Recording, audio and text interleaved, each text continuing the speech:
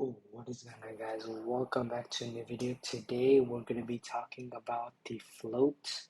So far you've learned how to specify the exact position of an element using offset properties. If you're simply interested in moving an element as far left or as far right as possible in the container, you can just use the float property. Now, the float is commonly used for wrapping text around an image.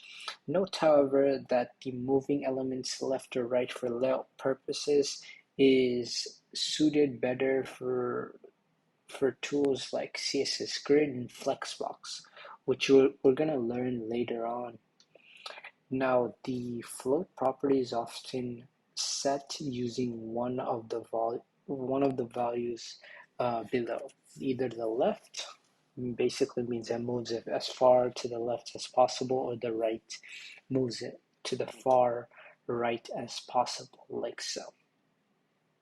So in the example above, we basically push the boring section all the way to the right side. Float elements must have a width specified, as in the example above.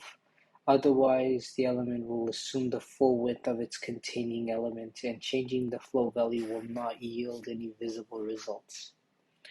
Go ahead and add a declaration in the .answer. So .answer, and then we have float, and we'll change it to the left.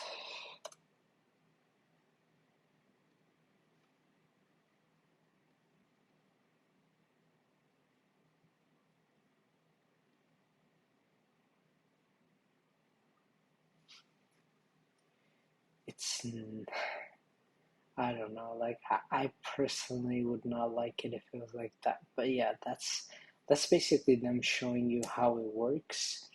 But that's gonna end it right here. Thank you so much for watching. If you are enjoying this series, please consider subscribing, and I'll see you guys in the next one.